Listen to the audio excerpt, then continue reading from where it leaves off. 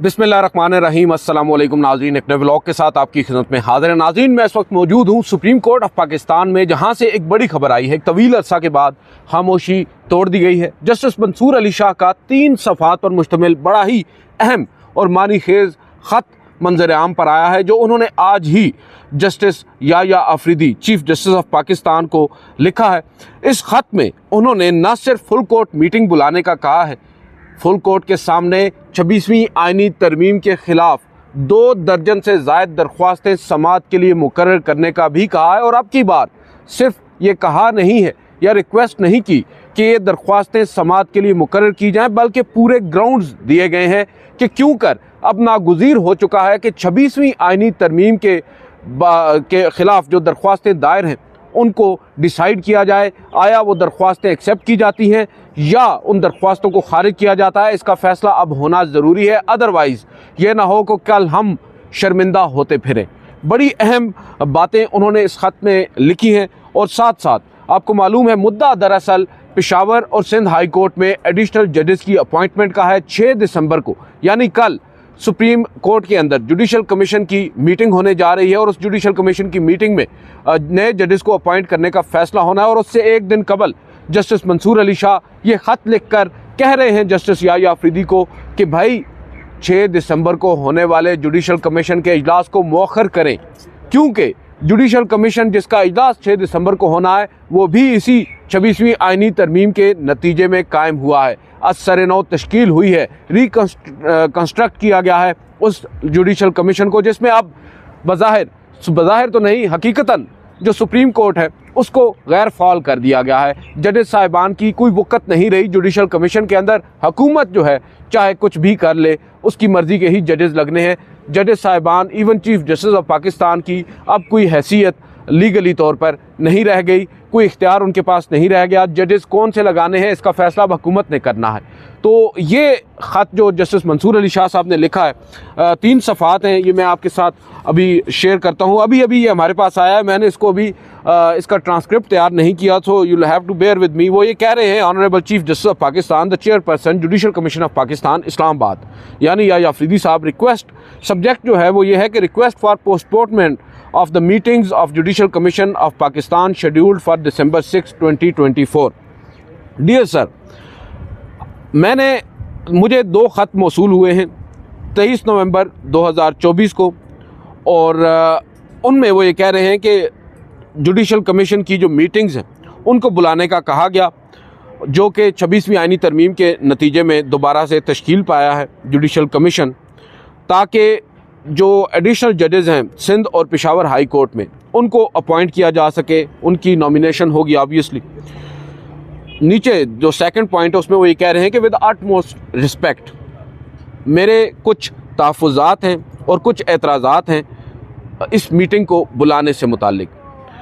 आगे कहते हैं कि the current commission has been restructured and reconstituted under the 26th constitutional amendment to the constitution of the Islamic republic of Pakistan के जो judicial commission है इसको रीस्ट्रक्चर किया गया है। इसको दोबारा से असर-ए-नौ इसकी तश्कील दी गई है 26वीं आइनी तरमीम के नतीजे में।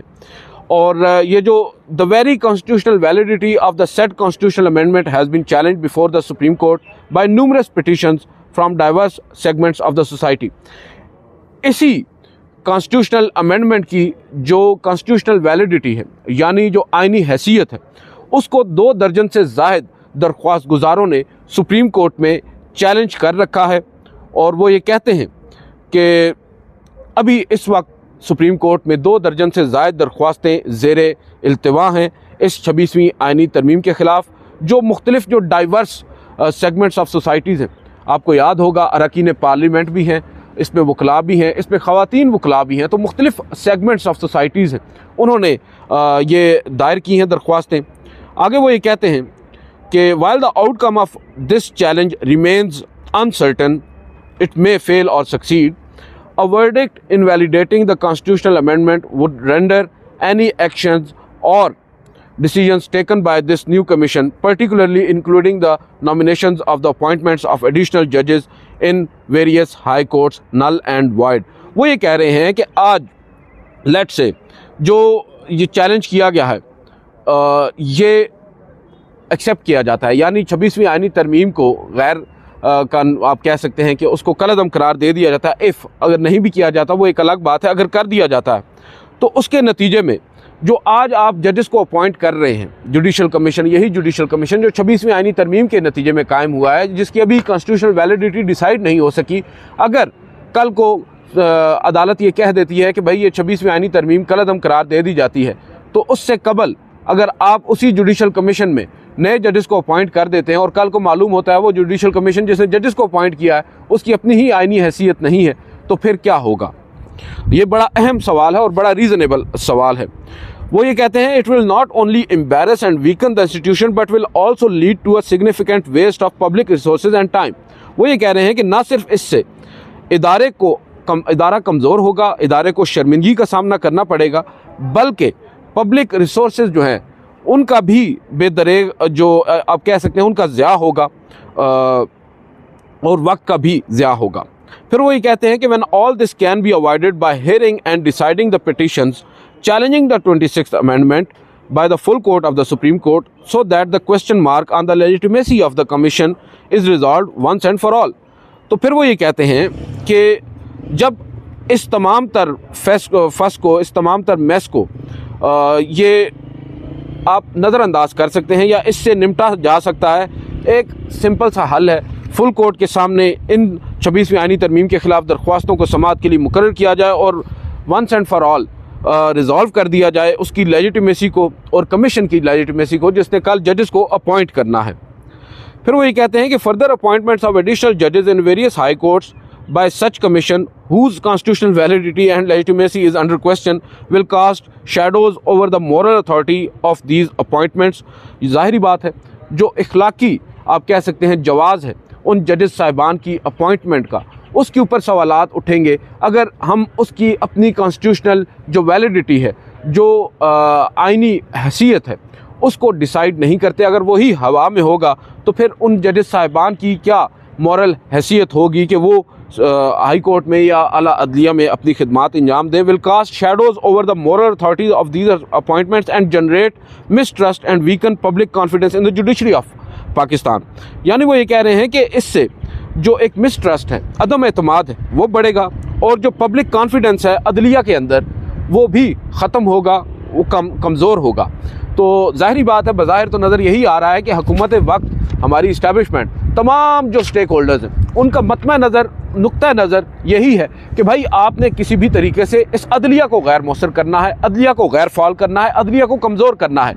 और यहाँ पर जस्टिस मंसूर अली शाह अपने ब्रदर जज जस्टिस या अफरीदी साहब को यही याद दिला रहे हैं कि भाई आप क्या कर रहे हैं, हम अपनी ही अदलिया को और कितना बेवकूफ़ करेंगे, कितना कमज़ोर करेंगे अगर आज आपने इन 26वीं आईनी तरमीम के ख़िलाफ़ दायर दरख्वास्तों को फुल कोर्ट के सामने समाअत के लिए मुकर्रर नहीं किया तो हम अपना मजाक उड़ाएंगे, कल को हमें शर्मिंदा होना पड़ेगा। हमारे ही किए गए फैसलों के नतीजे में अपॉइंट होने वाले जजेस साहिबान की अपनी कोई मॉरल अथॉरिटी नहीं रहेगी। वो ये कहते हैं कि to avoid such anomalies Mr. Justice Muneeb Akhtar and I, Mansoor Ali Shah, as the majority members of the then committee under the Supreme Court Practice and Procedure Act, resolved on 31st October 2024 to fix the petitions challenging the 26th Amendment for hearing the full court of the Supreme Court। उन्होंने कहा कि इन्हीं अनोमलीज़ को दूर करने के लिए, बचने के लिए जस्टिस मुनीब अख्तर और मुझ पर मुश्तमिल जो अक्सरियत है कमेटी की, प्रैक्टिस एंड प्रोसीजर कमेटी की, उसने 31 अक्टूबर को ये तय किया था कि इन 26वीं आईनी तरमीम के ख़िलाफ़ दायर दरख्वास्तों को फुल कोर्ट के सामने समाअत के लिए मुकर्रर किया जाए। ताहम हाउएवर डिस्पाइट दिस डिसीजन, इस फैसले के बावजूद उन दरख्वास्तों को ताहाल समाअत के लिए रजिस्ट्रार ऑफिस ने फुल कोर्ट के सामने मुकर्रर नहीं किया। And we never received any response from your good self और फ्राम, और ज़मन में हमने आपसे भी कोई जो एक आप कह सकते हैं रिस्पांस है, रद्द अमल है, वो हमें मौसूल नहीं हुआ और ना ही रजिस्ट्रार की जानिब से इस ज़मन में। फिर वो ये कहते हैं it is imperative that these matters being of paramount constitutional and public importance are heard and decided before any further actions are taken by the newly constituted commission under the challenge constitutional amendment. यानी वो ये कहते हैं अब ये नागुज़ीर हो चुका है कि जो Paramount constitutional and public importance है इस इशू की, इन मैटर्स की, डिसाइड किया जाए ताकि मज़ीद कोई एक्शन लिया जाए इस कमीशन की जानिब से जो अभी 26वीं आईनी तरमीम के नतीजे में कायम पाया है। इससे कबल हमें इस इशू को हल करना है और मैंने अपने जो रिजर्वेशन, अपने जो तहफ़्फ़ुज़ात हैं, I have already brought this reservation to the notice of the commission in its previous meetings and it has been so recorded in the minutes of the meeting। मैंने अपने तहफ़्फ़ुज़ात का इजहार जुडिशल कमीशन की last वाली meeting में भी किया था, जो कि बाद अज़ां मिनट्स ऑफ द मीटिंग में भी शामिल किए गए। वो अलग बात है, वो minutes of the meeting public नहीं हुए। It is pertinent to note that clause 3 of the newly added article 191A of the constitution bars the hearing of the matter specified therein by any bench of the Supreme Court other than a constitutional bench but does not bar the full court of the Supreme Court from hearing any matter।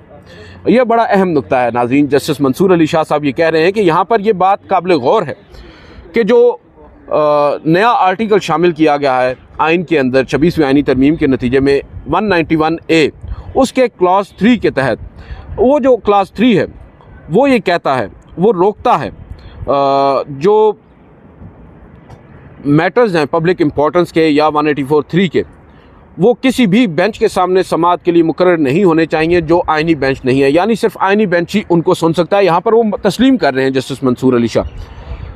ताहम वो full court जो है supreme court of Pakistan की, उसे इन मुकदमात पर समाअत से नहीं रोकता। ये बड़ा अहम नुक्ता है। वो ये कह रहे हैं कि भले ही जो 191A का क्लास 3 है वो कहता है कि जो ये मुकदमात हैं पब्लिक इम्पोर्टेंस के हैं या मुफाद आमा के हैं या 184(3) के हैं, ये और कोई बेंच नहीं सुन सकता, सिर्फ कॉन्स्टिट्यूशनल बेंच सुन सकता है। मगर साथ साथ वो ये कहते हैं कि उसमें ये नहीं लिखा कि फुल कोर्ट नहीं सुन सकता।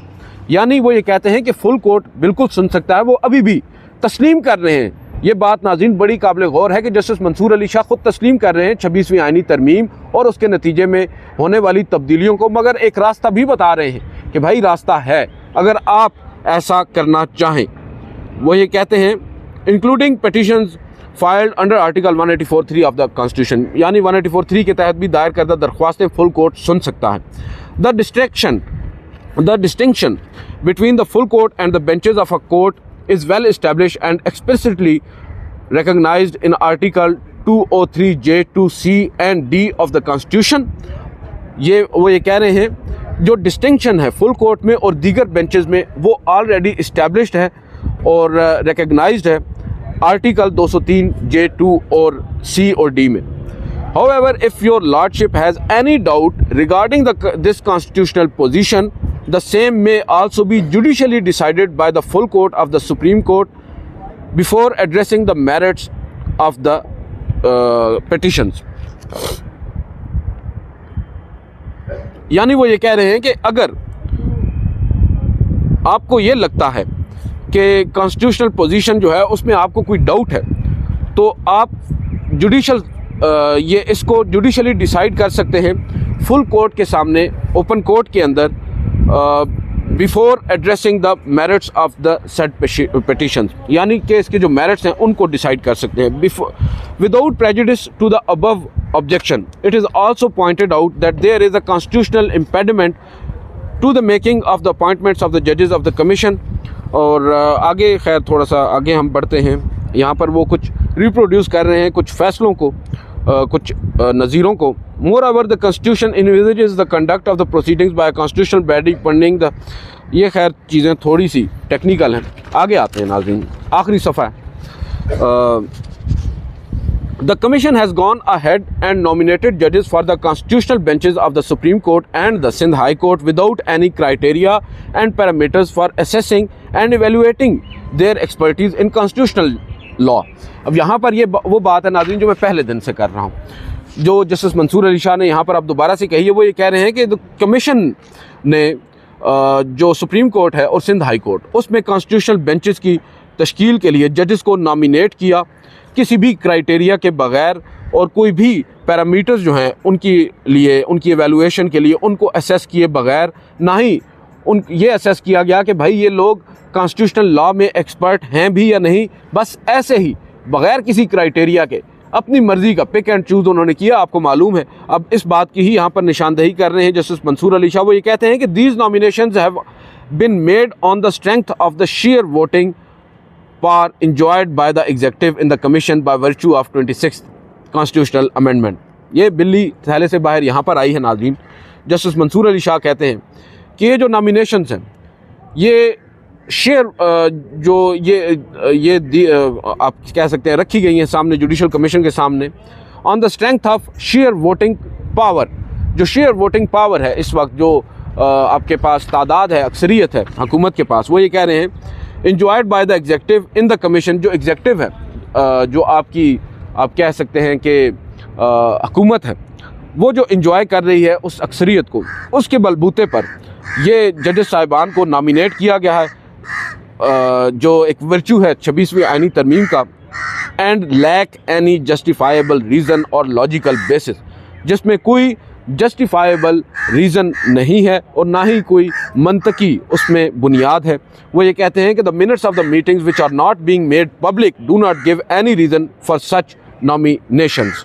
वो ये कह रहे हैं कि जो मिनट्स ऑफ द मीटिंग है वो ताहाल पब्लिक नहीं किए गए, वो कोई ऐसी वजह नहीं है कि नॉमिनेशंस को किया जा सके। फिर वो ये कहते हैं कि the prime function of the commission is to appoint जजेस to the constitutional courts of the country.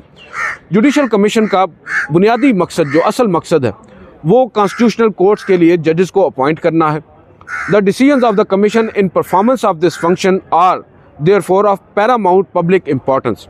यानी जो फैसले कमीशन के हैं जो in performance of their function are therefore, वो इंतहाई अहमियत के पब्लिक इंपॉर्टेंस के मैटर्स हैं, और still its meetings its minutes are not being made available to the people of Pakistan when Article 19A of the Constitution mandates that every citizen shall have the right to have access to information in all matters of the public importance।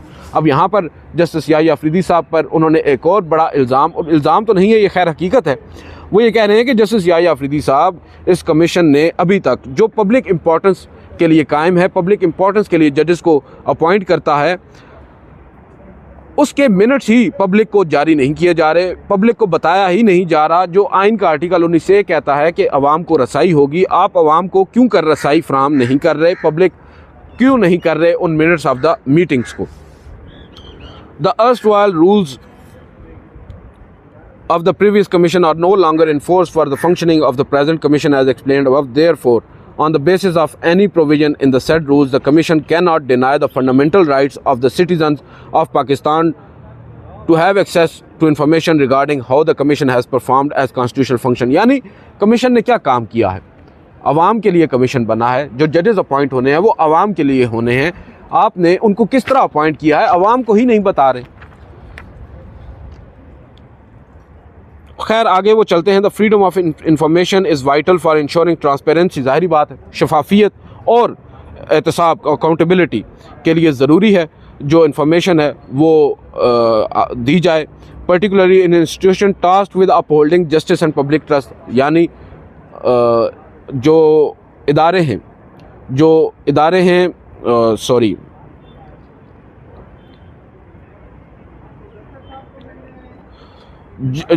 जिनकी ज़िम्मेदारी है इंसाफ और public trust को यकीनी बनाना, उन इदारों में तो कम से कम ये शफाफियत और ये अकाउंटेबिलिटी होनी चाहिए। बहरहाल उसके बाद थोड़ी बहुत बातें उन्होंने यहाँ पर लिखी हैं। आखिर में जो लास्ट पैराग्राफ है, the considering the above, I once again respectfully request your lordship to convene the full court meeting of the Supreme Court and direct the registrar to fix the pending petitions challenging the 26th amendment for hearing before it। यानी वो ये कह रहे हैं कि मैं एक मरतबा फिर आपसे ये गुजारिश करता हूँ लॉर्डशिप कि फुल कोर्ट कन्वीन करें सुप्रीम कोर्ट का, और रजिस्ट्रार सुप्रीम कोर्ट को ये हिदायत करें कि जो पेंडिंग पिटीशंस हैं इनको फुल कोर्ट के सामने समाअत के लिए मुकर्रर किया जाए। Furthermore I humbly request that the meeting of the newly constituted judicial commission of Pakistan में be postponed until these petitions are decided by the full court and until the commission makes the rules of its procedure under Article 175। खैर justice Mansoor Ali Shah, और उसके बाद इन्होंने इस ख़त की copy judicial commission के तमाम मेंबरान यानी 13 मेंबरान को भेजने का कहा है। 13 भी नहीं 17, अगर हम सिंध की बात करें तो फिर 17 मेंबरान हैं जुडिशल कमीशन के जिन्हें जस्टिस मंसूर अली शाह साहब ने यह ख़त भेजा है। बहरहाल वीडियो तवील हो चुकी है, उम्मीद है आपको पसंद आई होगी। अगली वीडियो में ज़रा इसका पोस्टमार्टम करेंगे, इस ख़त का, और इसके इफ़ेक्ट्स क्या हैं उस पर भी बात करेंगे। इस वीडियो से इतना ही, इजाज़त दीजिए, अल्लाह हाफ़िज़।